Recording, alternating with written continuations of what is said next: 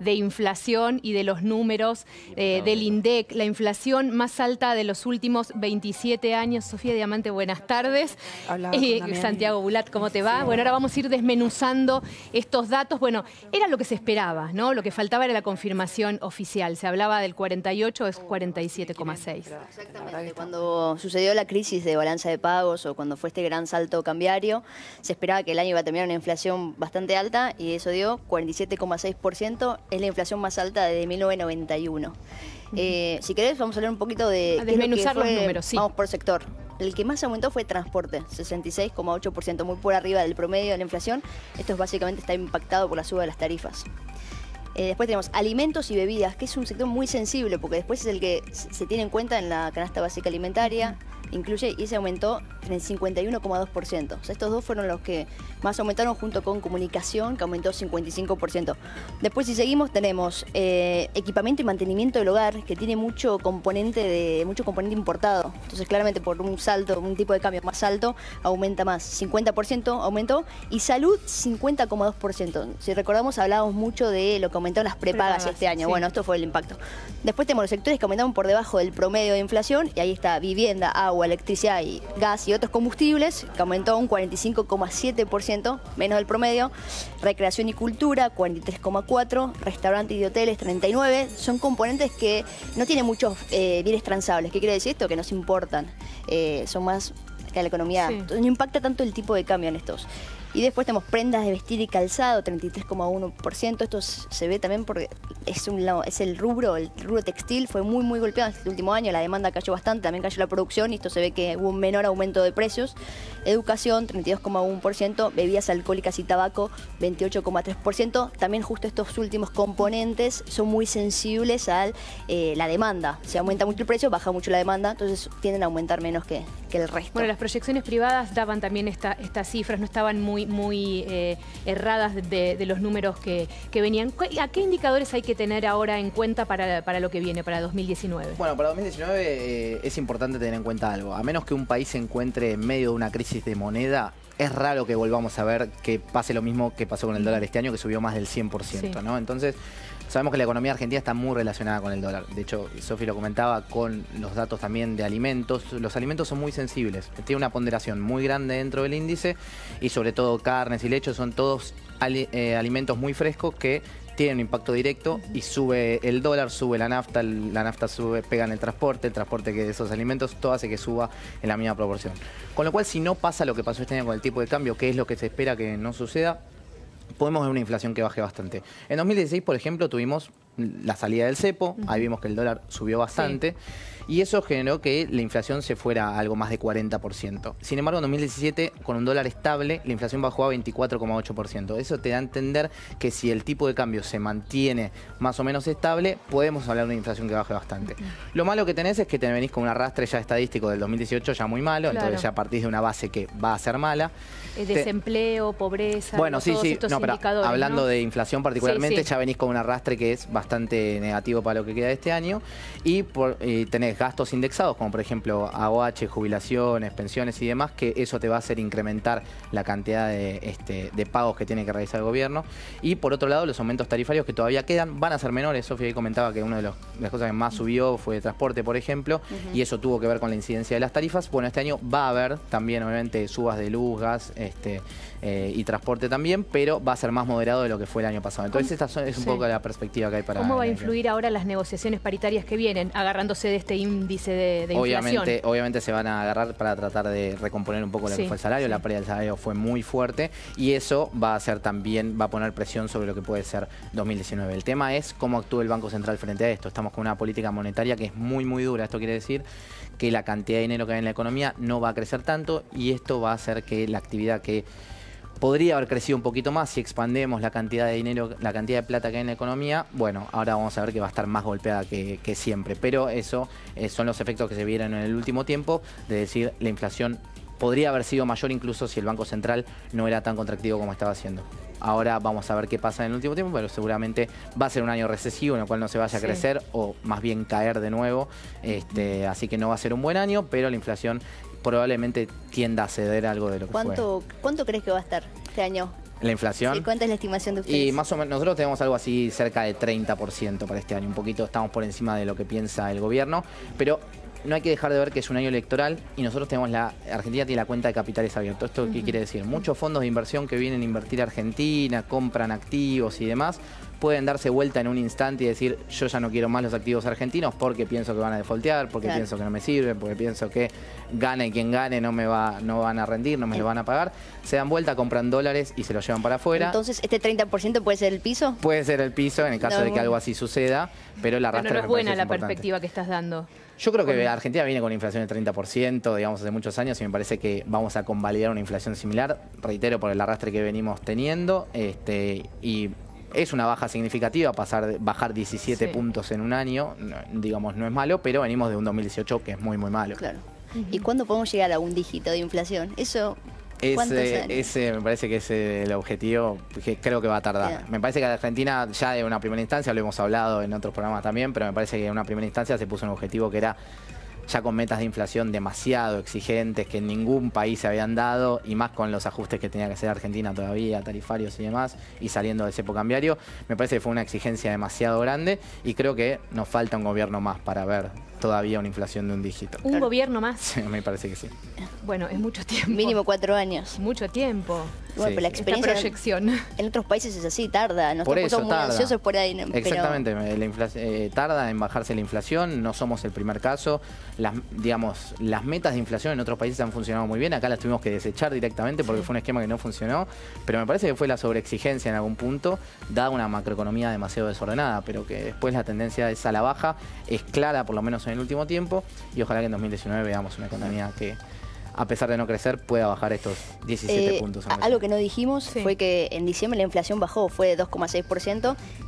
No bajaba de abajo del 3% desde mayo. Y sobre todo hay que seguir la núcleo ahora, me parece interesante también eso. La inflación núcleo viene bajando mes a mes. Que la inflación núcleo es la que no tiene... también es un mes particular, ¿no? Es un mes de consumo, un mes de cierre de año. Pero bueno, fue muy bueno el dato de 2,6, fue bastante bueno porque se esperaba una inflación mayor y sin embargo bajó. Esto quiere decir que la política monetaria del Banco Central está funcionando, es bastante recesiva, lo estamos notando, tiene sus consecuencias por supuesto, pero a nivel subjetivo el Banco Central es bajar la inflación y lo está logrando. Pero sí, vos comienzas las estimaciones para enero, estarían en ese entorno de 2, y mira, enero ya tenés ajuste de transporte, entonces ya ahí lo que son precios regulados ya te va a impactar directamente en un nuevo aumento, y eso va a ser una complicación. Yo creo que enero y febrero vamos a tener 2 meses en los cuales no va a bajar del 2% seguramente la inflación, pero ya interanualmente, medida interanual, hasta septiembre va a estar por encima del 40 y después ahí vamos a ver alguna baja. ¿Y qué proyección hacen del dólar a marzo, por ejemplo? Bueno, a marzo me parece que el dólar va a estar tranquilo, digamos. El Tesoro necesita pesos y tiene dólares para vender. Me parece que ahora están entrando capitales. Mira, desde enero de 2018, hace más de un año que no entraba la cantidad de dólares que entran a mercados emergentes. Y eso es un buen dato, es un dato positivo, porque están entrando dólares, eso genera más oferta, y hoy la tasa de interés está siendo, en los niveles de términos reales, muy, muy positiva, y eso está generando que haya más demanda de pesos. Me parece que el Banco Central está tomando buenas decisiones, como decía Sofi, tiene sus consecuencias en materia económica, pero me parece que el dólar va a estar más o menos calmo hasta marzo. Y con respecto a la tasa de interés, porque necesitamos que baje para que la producción, la actividad... Y toda la semana Sofi me dice lo mismo, el Banco Central es conservador, es prudente, eso no está bajando la tasa, todos los días le pregunto. Bueno, un poco la tasa la define el mercado, porque hoy lo que define el Banco Central es la cantidad de plata que hay en la economía. Entonces, si hay más demanda de ese dinero, va a variar la tasa de interés. Pero obviamente estamos viendo niveles muy altos. Yo creo que la desaceleración podría ser incluso mayor a lo que le está haciendo ahora el Banco Central, pero obviamente, como dice Sofía, es prudencia, prudencia, prudencia, porque ya hemos visto un Banco Central que bajó mucho la tasa de interés de repente, todo voló por los aires después de hacer eso. Entonces el Banco Central actual dice, estamos cumpliendo un año, apenas desde el 28 de no es demasiado tiempo, en el cual dice, si volvemos a cometer el mismo error de la gestión anterior, podemos tener un salto cambiario de nuevo que haga desplomar las expectativas y la inflación vuelve a crecer. Hoy lo que quieren es decir que las expectativas de inflación que hace 3 meses vienen bajando, sigan bajando, digamos, cortar con esto de que la inflación va a ser muy alta para el año que viene y que todo el mercado esté dispuesto a que la inflación esté por debajo del 30%. Hoy recordemos que el dólar cerró de nuevo por abajo de la banda cambiaria. Entonces el Banco Central salió a comprar de nuevo 50 millones de dólares, viene haciéndolo los últimos 4 días hábiles y sigue inyectando pesos en la economía. Eso tiene un límite que es el 2% mensual estipulado para ahora. Ellos tienen un objetivo de base monetaria y se puede ampliar hasta un 2% a través de la compra de dólares. Eso es inyectar más dólares. Yo creo que el Banco Central hoy lo está haciendo a raíz de que ve que está siendo muy contractivo, que hoy la demanda de pesos está creciendo, hay gente que quiere tener esos pesos, entonces dice, bueno, compremos dólares, generemos más reservas y a partir de eso expandamos un poco más la base monetaria. El problema es si después la gente no quiere los pesos, vos ya dejaste un problema mayor, porque dijiste expandamos la base monetaria. ¿Cuánto tiene que ver que esté bajando tanto el dólar que entre la liquidación del trigo, la cosecha de trigo, empiecen a entrar dólares en la economía? Bueno, por eso, ese es uno de los factores que tiene. Me parece que también que entren dólares de afuera es un tema importante también. Y también tenemos lo del Fondo Monetario Internacional. Hoy el mercado presiente que hay dólares y que 2019 es un año en el cual no hay riesgo de default. Entonces, eso es lo que lleva a la calma cambiaria también. Y reitero, venimos de una depreciación de la moneda muy fuerte. Entonces, que vuelva a suceder algo similar no es lo más esperable en este caso. Claro. Pero, como vos decís, la banda cambiaria o la zona de no intervención, para ponerlo en los términos que usa el Banco Central, le va a marcar un poco la línea de hacia dónde va. ¿Y el poder adquisitivo cuándo crees que va a mejorar? Yo creo que a partir de... ¿El bolsillo? Sí, creo que a partir del segundo trimestre recién vamos a poder estar viendo una recuperación del consumo que venga de la mano de esto. Recordemos que los gastos indexados, o sea, todo lo que es jubilaciones, aguache, pensiones, todo lo que mencionábamos, va con la inflación de hace 6 meses. Entonces eso hace que la inflación, que ahora es muy alta, si logramos bajarla para ese periodo, lo que reciban de ingresos va a ser muy alto también, y eso recupera el poder adquisitivo, que, reitero, este año quedó muy, muy golpeado. Sí, quedó casi 20 puntos por debajo de la inflación, lo que aumentaron los salarios en el sector formal, ni nos imaginamos en el sector informal de haber aumentado menos. Pero sí es a partir de abril, y tenemos enero, febrero y marzo, que van ya empieza a aumentar el agua, empieza a aumentar el transporte, creo que todavía todas las tarifas se ponen en marcha a partir de segunda quincena de enero. Hay que aguantar hasta abril, decís. Me parece que hay que aguantar, obviamente también los acuerdos paritarios van a tener que... Van a ser duros los acuerdos paritarios. Sí, van a ser seguramente complicados. Al menos en lo que planteen, ¿no? En lo que planteen seguramente. Vos vas directamente con la hoja del INDEC y vas a pelear todo lo que perdiste el año previo. Ya no funcionó la cláusula gatillo en este caso, sino que es la revisión la que tuvo durante 2018, la que primerió todo, con lo cual ahora van a sentarse y ver cuánto de ese salario es lo que pueden mejorar. Yo no creo que haya una recuperación de lo que se perdió en 2018, lamentablemente. Me parece que van a mejorar las condiciones, no tanto, y creo que no van a volver las cláusulas gatillo, por lo menos por el momento, pero sí una recuperación del salario vamos a empezar a ver. Una mejora, pero no un ahogo, ¿no? Claro. Quizá que no se llegue. Ahora llegamos ahogados. La idea es volver a levantar la cabeza un poco del agua y me parece que la baja de la tasa de interés, que viene bajando, tampoco es que sigue no bajó, digamos, habíamos llegado a algo 70 y pico % y ahora estamos en 58 el cierre, es importante, quizás se pueda acelerar todavía más. Claro.